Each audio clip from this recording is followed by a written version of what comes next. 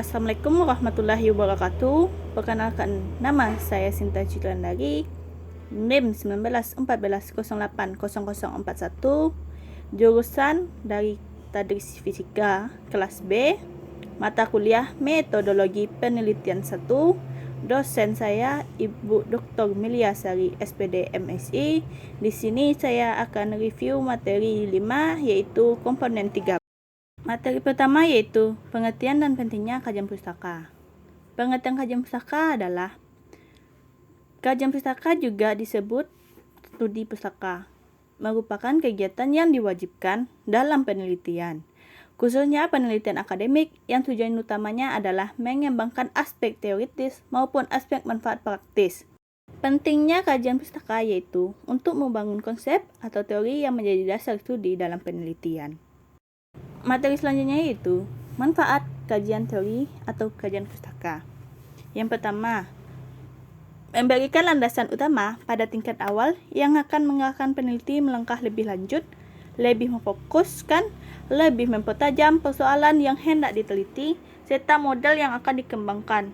Yang kedua yaitu dalam kajian pustaka, penelitian dapat melangkah setapak ke depan, memformulasikan dengan jelas yang disertai pembahasan yang mendalam, dengan argumentasi yang kuat untuk meyakinkan pembaca bahwa pemulihan teori yang dituangkan dalam hipotesis mempunyai landasan yang kuat. Yang ketiga, kajian pustaka membekali penelitian dengan landasan yang diinginkan dan sekaligus dapat mencerminkan ke dalam teori-teori yang terlibat dalam penelitian. Yang keempat yaitu kajian pustaka membuat berbagai sumber yang diacu dan yang sudah disajikan secara komprehensif, serta membahas kesimpulan-kesimpulan untuk selanjutnya dengan uraian peneliti sendiri. Materi selanjutnya yaitu sumber-sumber kajian teori. Yang pertama, sumber primer. Sumber primer adalah sumber-sumber yang memberi data secara langsung dari tangan pertama atau merupakan sumber asli. Yang kedua yaitu sumber sekunder. Sumber sekunder adalah sumber-sumber yang diambil dari sumber yang lain yang tidak diperoleh dari sumber primer. Materi selanjutnya yaitu bagian penelitian yang membutuhkan kajian pustaka.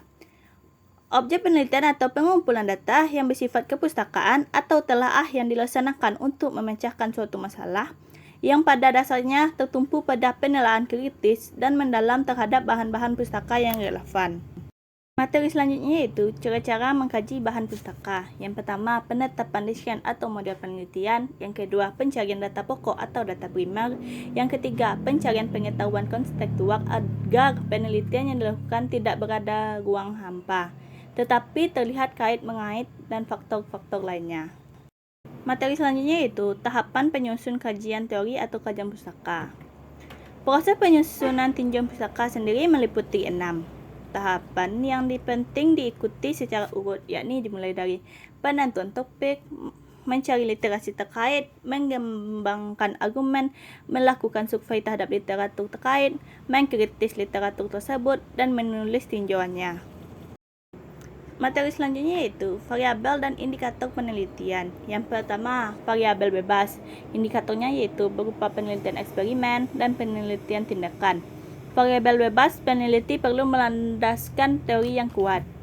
Yang kedua, variabel terikat. Indikatornya berupa informasi data tentang perubahan pada diri subjek sebagai reaksi subjek terhadap keberadaan setelah dikenal treatment variabel bebas tersebut. Yang ketiga yaitu variabel kontrol. Indikatornya, penelitian perlu mengandalkan atau mengontrol kondisi penelitian eksperimen antara lain dalam menentukan ciri subjek yang dipilih, mengendalikan situasi atau setting penelitian. Yang keempat yaitu variabel antara. Indikator variabel antara tanpa dilakukan pengukuran maupun manipulasi tetapi dikaji keberadaannya. Yang kelima yaitu variabel moderator. Indikatornya, variabel moderator selalu berupa kategorikal, yakni variasinya berupa kategori atau klasifikasi atau level.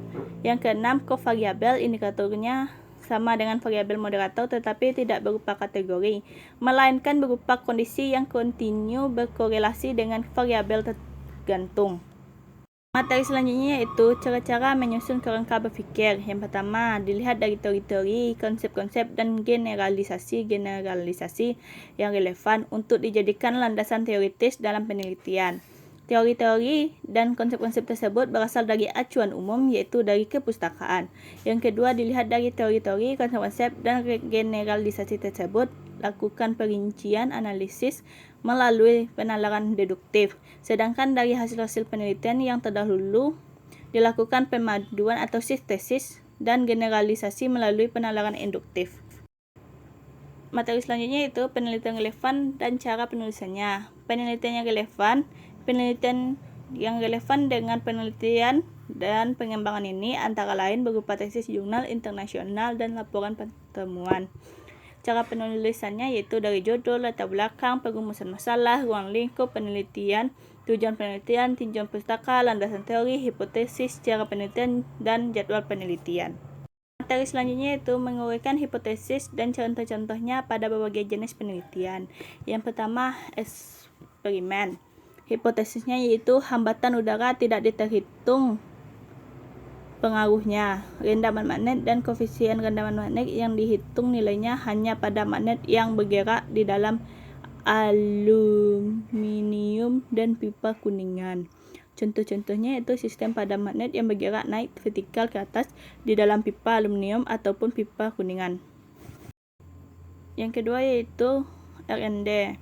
Hipotesisnya yaitu siswa kurang antusias, belum banyak pengembangan. Contohnya belum banyaknya pengembangan handphone sebagai media pembelajaran, minimalnya penggunaan handphone sebagai media yang belajar siswa. Contoh selanjutnya yaitu deskripsi kuantitatif. Hipotesisnya energi matahari dapat dikonversi menjadi energi listrik dibutuhkan piranti yaitu sel surya. Contohnya yaitu besar kecilnya arus yang dihasilkan tergantung pada efisien piranti sel surya tersebut. Pada penelitian kepustakaan yaitu hipotesisnya meningkatkan kemampuan berpikir kritis mahasiswa. Contoh-contohnya dalam kegiatan belajar mengajar, guru dan anak-anak didik terlibat dalam sebuah interaksi.